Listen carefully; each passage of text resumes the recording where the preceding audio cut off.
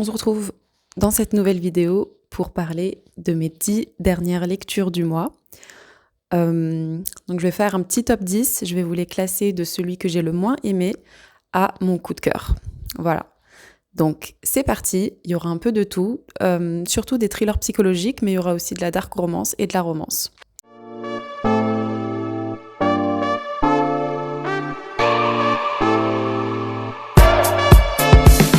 Le livre que j'ai le moins aimé de ces 10 dernières lectures, et pour moi, ça sera Toutes ces fautes d'Andrea Mara.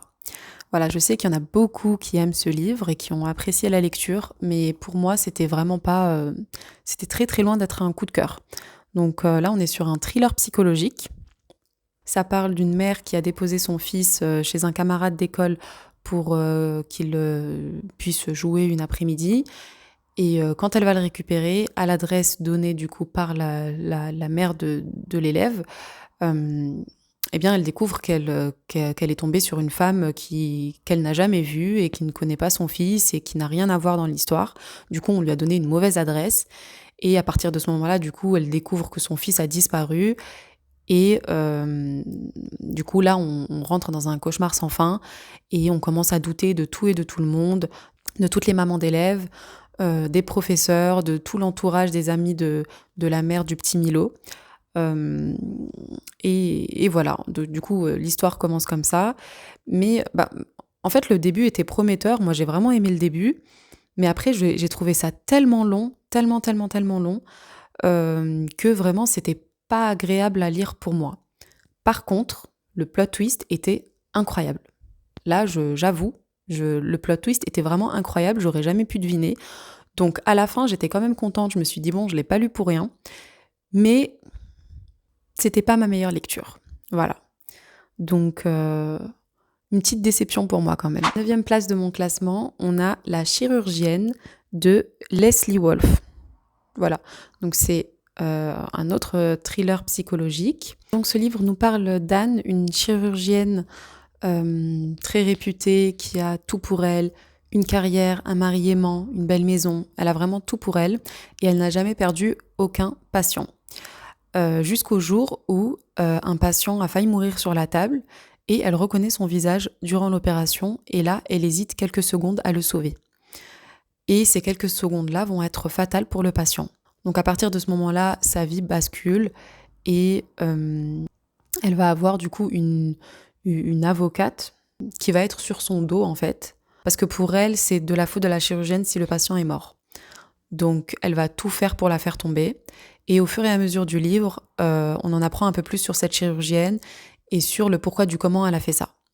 Donc j'ai trouvé la lecture agréable en soi, c'était bien.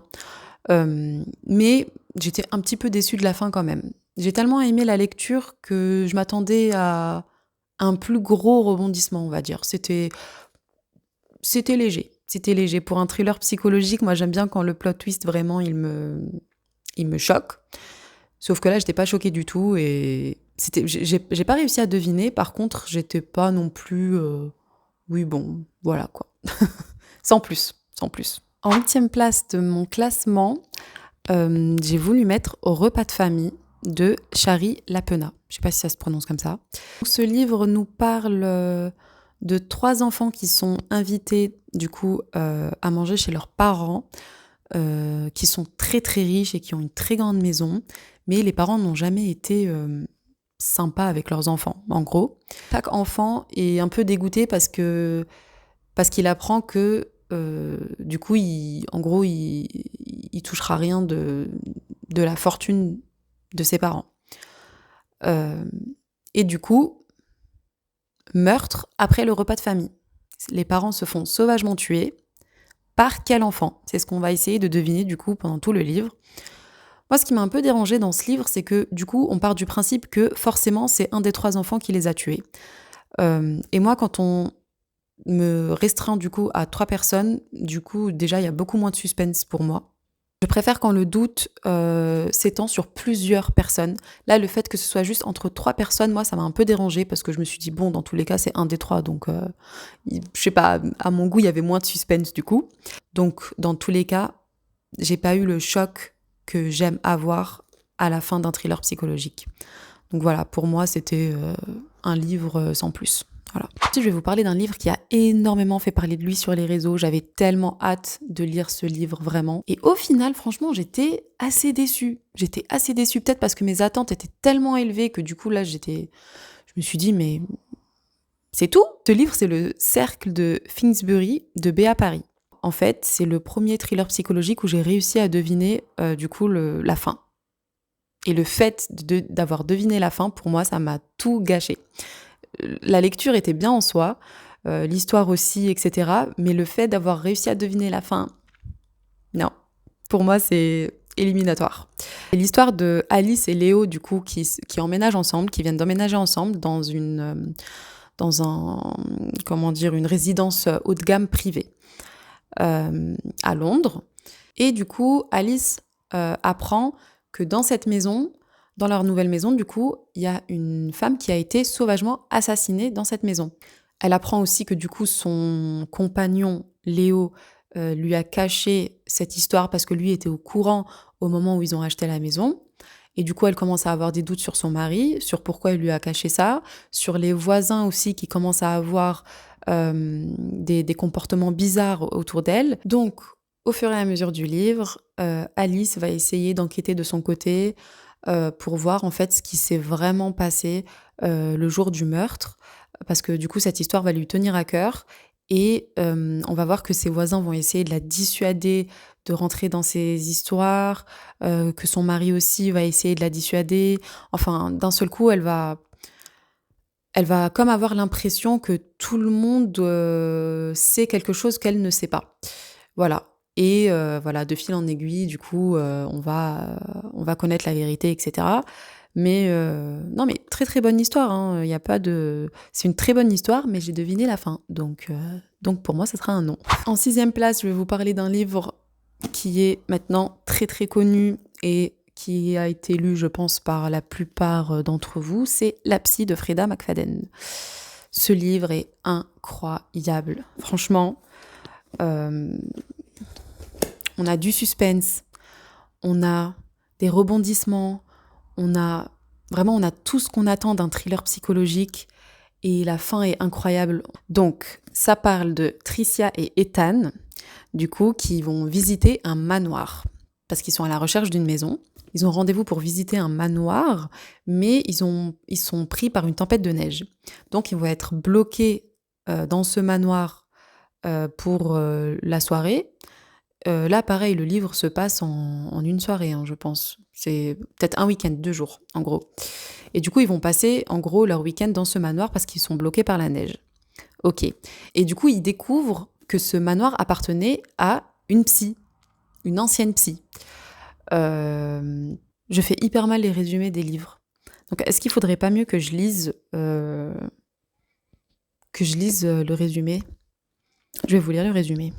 Jeunes mariés, Tricia et Ethan recherchent la maison de leurs rêves. Alors qu'ils visitent un manoir isolé ayant appartenu au docteur Adrienne Hall, une psychiatre renommée disparue sans laisser de traces 4 ans plus tôt, une violente tempête de neige les piège sur place. Et la maison n'a rien d'un cocon rassurant. Il y a ces empreintes de pas récentes sur le parquet, ces bruits à l'étage, comme si quelqu'un vivait là. Pire encore, Tricia découvre une pièce secrète qui renferme les enregistrements audio de chaque patient du docteur Hall. La jeune femme les écoute les uns après les autres, tard dans la nuit. La toile de mensonges ayant conduit à la disparition de la psy se dévoile lentement. Mais déterrer de vilains petits secrets est un jeu dangereux. Et lorsque Tricia écoute le dernier enregistrement, il est déjà trop tard. Voilà. C'est tellement mieux que d'expliquer par moi-même. Voilà, Tricia va passer son week-end à déterrer d'anciens dossiers de patients de cette psy, du coup. Et elle va en apprendre de plus en plus. Elle va découvrir des secrets qui ne devaient pas être découverts normalement. Et à la fin, il se passe quelque chose dans ce manoir. Voilà. Mais pour le coup, j'ai pas du tout deviné la fin. J'étais vraiment choquée. C'était un rebondissement de malade, retournement de situation. Enfin, vraiment, c'était incroyable. Allez, on laisse un peu les thrillers psychologiques de côté. Et cette fois, je vais vous parler d'une romance. Ces choses qu'on n'oublie pas de Lucy Score. J'ai trop aimé ce livre. Je vais vous lire aussi le résumé parce que franchement, avec mes mots, j'arrive pas. Donc Naomi devrait être en pleine lune de miel à Paris, au lieu de quoi, après avoir abandonné son fiancé devant l'hôtel, elle se retrouve coincée à Knockmouth, une petite ville où les querelles se terminent soit en bagarre, soit en beuverie. Alors qu'elle était venue retrouver sa sœur jumelle Tina, celle-ci disparaît aussitôt avec la voiture de Naomi, lui laissant au passage une nièce de 11 ans dont elle ignorait l'existence. Knox, bienfaiteur de la ville et bad boy à ses heures perdues, ne fait pas dans les relations compliquées, encore moins avec une mariée en fuite. Mais puisque la vie de Naomi vient d'exploser sous ses yeux, la moindre des choses est de lui venir en aide. Il pourra ensuite retourner à son quotidien tranquille. Enfin ça, c'était le plan initial. Donc voilà, vous l'aurez bien compris, on suit la vie de Naomi qui a plaqué du coup son mec devant l'hôtel le jour du mariage et qui du coup part dans une petite ville pour... Elle quitte tout et elle part refaire sa vie dans une petite ville. Et elle se rend compte que sa sœur jumelle, du coup je répète juste ce que je viens de dire, du coup elle se rend compte que sa sœur jumelle, qui est tout le contraire d'elle, qui est un peu folle, etc., voilà, qui n'est pas sage du tout, lui laisse sa fille de 11 ans et se barre avec sa voiture en fait. Et du coup elle se retrouve dans une ville où elle connaît personne, elle a tout plaqué, elle se retrouve avec une gamine de 11 ans qu'elle doit prendre en charge, et elle est complètement perdue. Et du coup, le bad boy de la ville, là, comment il s'appelle, Knox, eh bien, elle lui fait de la peine et il décide de prendre soin d'elle, alors que c'est pas du tout son genre. Moi, j'ai beaucoup aimé l'histoire d'amour, du coup, entre Naomi et Knox. Bon, je vais pas vous spoiler, c'est sûr qu'ils vont finir ensemble. Enfin, c'est sûr qu'ils vont vivre une histoire d'amour, je vais pas vous spoiler. Mais moi, leur histoire d'amour, elle est trop mignonne. Elle est trop mignonne. Donc voilà, ce livre, je l'ai vraiment beaucoup, beaucoup, beaucoup aimé. 5e place, on a Lakestone. Donc là, c'est le tome 2 que j'ai en main, mais je vais vous parler du tome 1. Première dark romance. J'ai jamais lu de dark romance, donc c'est ma première. J'aimerais bien en lire d'autres du coup, parce que j'ai vraiment beaucoup, beaucoup, beaucoup, beaucoup aimé cette lecture. Donc, dans ce livre, on va parler d'Iris et de Kai. Donc, c'est les deux personnages principaux du livre. Iris, c'est une fille très sage, qui a un passé pas très facile, qui a grandi avec des parents qui ne l'ont jamais vraiment aimée, avec un père absent et une mère qui a refait sa vie et qui s'en fout un peu d'elle, en gros. Mais malgré ça, elle a quand même réussi à se construire une petite vie tranquille d'étudiante. Voilà, elle a une meilleure amie sur qui elle peut compter. Elle a un cercle d'amis solide. Elle a un petit hamster, trop mignon. Et voilà, du coup, elle fait sa vie d'étudiante basique, quoi, en gros.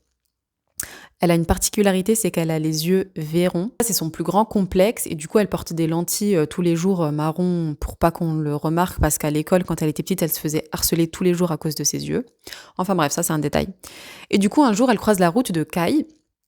Kai qui est tout le contraire d'Iris, qui est un gros voyou, qui est un mercenaire, un homme qui est né pour tuer, qui a été formaté toute sa vie pour ça et qui aura du coup un jour comme ordre de kidnapper Iris. Et du coup, voilà, il va la kidnapper et du coup, au fur et à mesure du livre, on comprend pourquoi il l'a kidnappée, etc. Au début, il se comporte super mal avec elle, il est un peu méchant, etc. Parce que bon, c'est sa nature, en gros.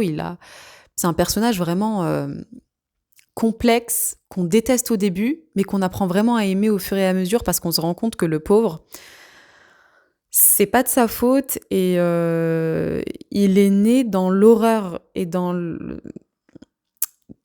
il a jamais connu l'amour, il ne sait pas ce que c'est ni aimer ni être aimé et il a toujours vécu dans l'horreur, dans les meurtres, dans le sang, dans la méchanceté, il ne connaît que ça et il est que entouré de gens comme ça. Ça veut dire que pour lui, il pense que c'est la vie normale en fait. Il est vraiment dans un délire complètement... Il vit dans un monde parallèle en fait. Donc le tome 1, on découvre et on assiste à un lien qui commence à se faire entre les deux personnages, mais c'est pas encore l'histoire d'amour. On n'est pas encore dans l'histoire d'amour. On voit juste le lien qui se crée entre une fille et un homme qui est à l'opposé de cette fille. Et voilà. Mais c'est quand même... C'est magnifique, mais le tome 2 est quand même meilleur. Donc on passe au top 3 de mes 10 dernières lectures. Et en troisième position, du coup, on va enchaîner directement avec le tome 2 de Lake Stone, qui pour moi est un chef-d'œuvre. J'ai trop aimé le lire.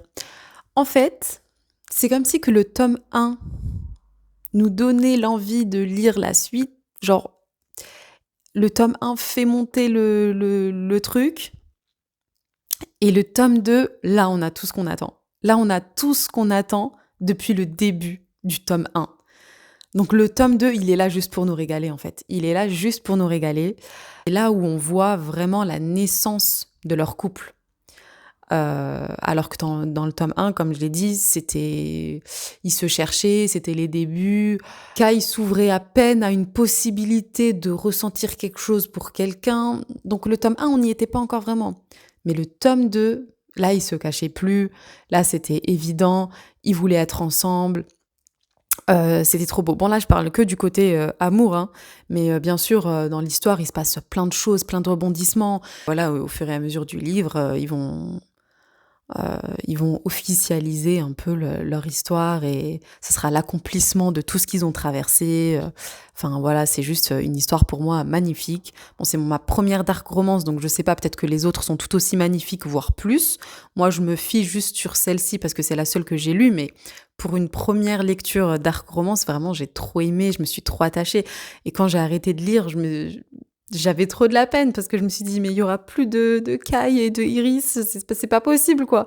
Je me suis trop attachée au-delà et voilà. Bah, d'ailleurs, si vous avez un livre à me conseiller, une prochaine dark romance qui est aussi bien que Lake Stone, voire mieux, je suis preneuse parce que finalement, je me rends compte que les histoires comme ça, j'aime trop. J'aime trop, j'aime trop. J'aime un peu moins le côté criminel, etc.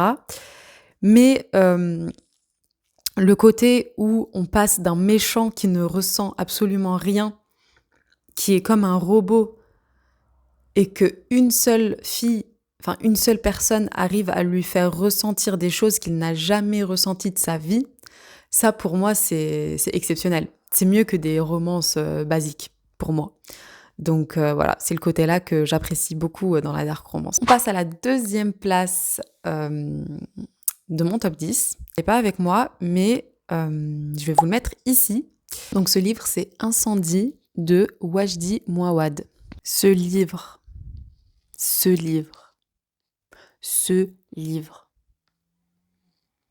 une dinguerie. C'est une pépite. J'en ai des frissons juste à en parler. Ce livre, il est incroyable. Ce livre est incroyable. Il m'a fallu vraiment quelques jours pour me remettre de mes émotions. Tellement ce livre m'a pris vraiment aux tripes. Donc, je vais vous faire un résumé. Donc, on bascule tout au long du livre entre le présent et le passé. Le passé nous parle de Nawal, donc une femme qui se bat pour sa liberté dans un pays qui est en guerre. En fait, le livre commence par ses deux enfants, donc des jumeaux, une fille et un garçon, qui se rendent chez le notaire pour connaître le testament de leur mère qui vient de mourir, donc cette fameuse Nawal. Et du coup, elle leur laisse à chacun une lettre, donc une lettre pour sa fille et une lettre pour son fils, et une troisième lettre qu'ils doivent rendre à leur père, sachant que les deux ne connaissent pas l'identité de leur père. À travers du coup ces deux lettres qu'elle leur a laissées, ces enfants vont faire un voyage du coup dans la vie de leur mère et on découvre toutes les épreuves par lesquelles elle a dû passer, tous les secrets qu'elle a gardés en elle pendant toutes ces années et le secret, surtout le secret qu'on découvre à la fin du livre et qui va absolument tout changer. Tout changer aux yeux du lecteur, tout changer aux yeux de ces deux enfants qui avaient finalement une mauvaise image de leur mère, mais qui après comprennent tout. Ce secret-là, il est très difficile, très très difficile. Donc si vous voulez avoir cette bonne lecture où vraiment il vous faut des jours pour vous en remettre, lisez Incendie. Voilà, lisez Incendie. Vous m'en direz des nouvelles, il est incroyable. Incroyable. Il y a un problème dans le classement parce que j'ai oublié de vous parler d'un livre qui est à la 5e place. Est-ce que j'ai parlé de la 5e place? Je sais plus. Il faut que je vous parle du livre qui est à la 5e place, du coup, avant de vous parler de mon top 1. Bah oui. Pour la 5e place, je vais vous parler d'un thriller psychologique que j'ai adoré. C'est Une invitée particulière.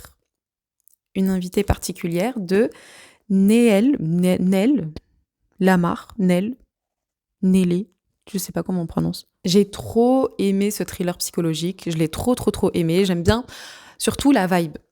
Parce que ça se passe à Los Angeles, il fait beau, grand soleil, c'est une famille qui a une très belle maison, je crois, dans un quartier, dans un très beau quartier de Los Angeles, ils disent pas lequel, mais en gros, voilà.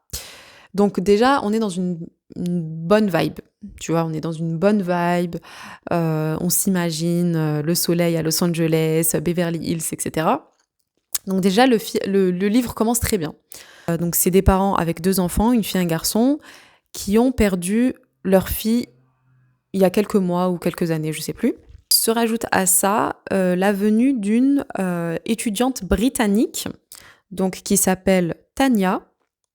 Donc la mère de famille l'accueille trop contente. Elle est trop contente de l'accueillir parce que elle lui fait un peu penser du coup à sa fille qui est morte.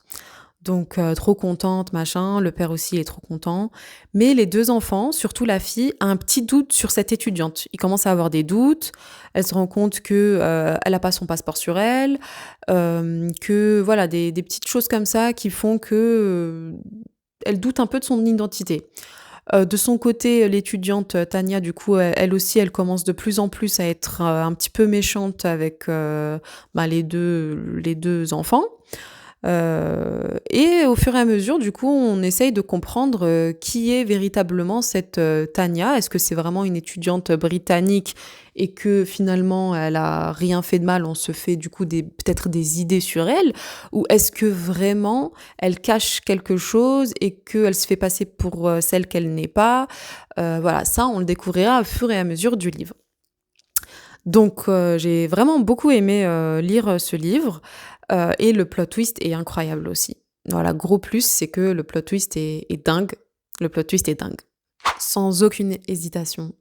Première place du podium, c'est pour 10 ans, noces de sang de Alice Fenné. Je sais pas comment on prononce, mais 10 ans, noces de sang. Je vous le mets là, parce que je l'ai pas. Je l'ai pas sur moi. Ce livre, ce thriller.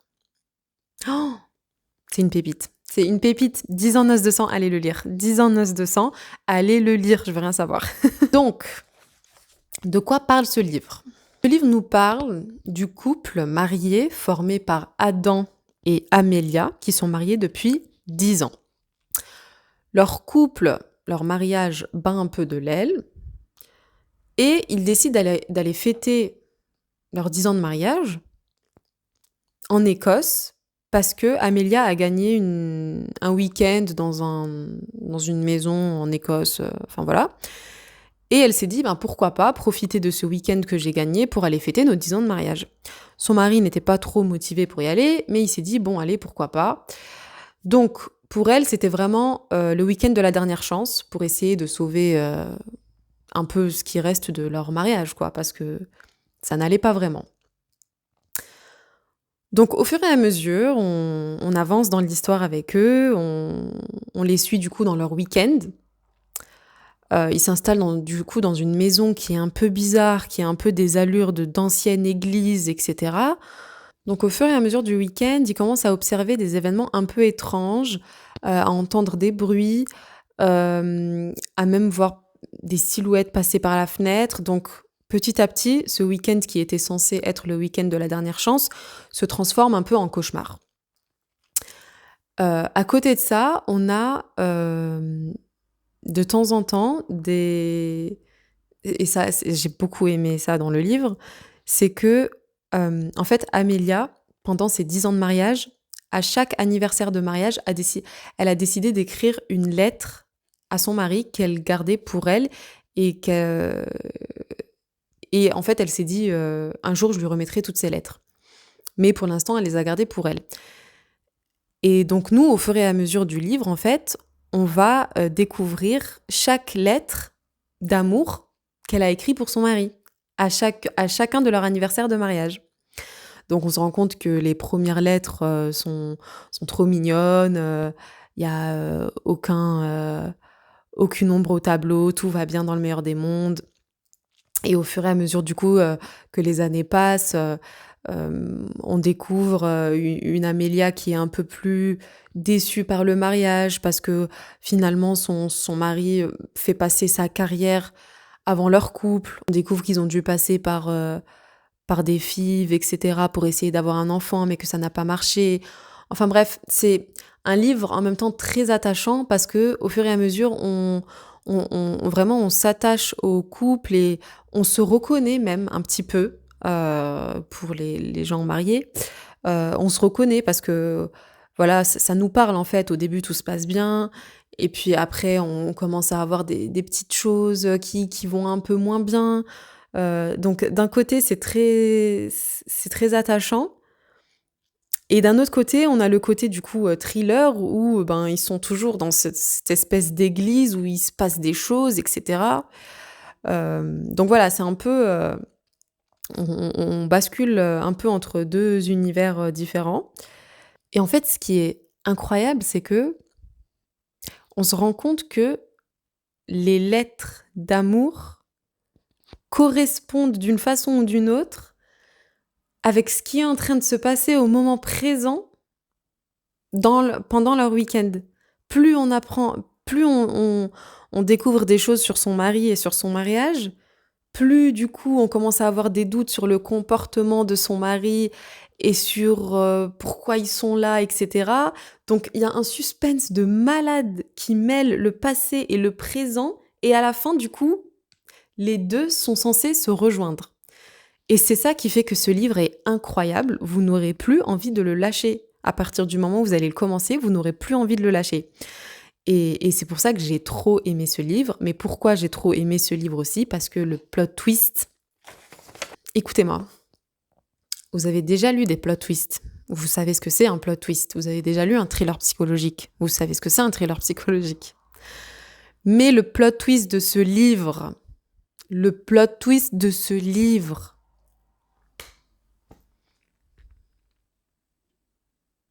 J'ai pas les mots. Faut que je lise au moins 10 livres de plus de cette autrice.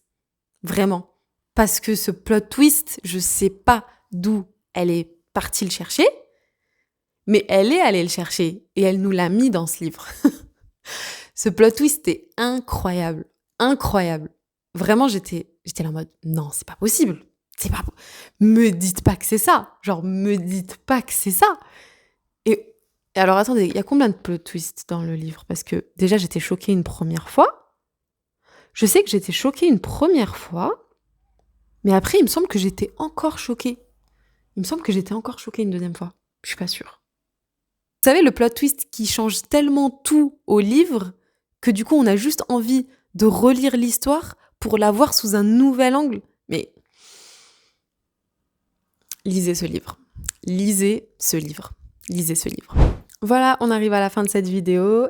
J'espère qu'elle vous aura plu. N'hésitez pas si vous avez des recommandations en termes de lecture de dark romance ou de thriller psychologique qui ressemblent à 10 en os de sang ou des dark romances en mode Lake Stone. N'hésitez surtout pas à m'en parler, je suis preneuse. Je vous fais plein de gros bisous et prenez soin de vous.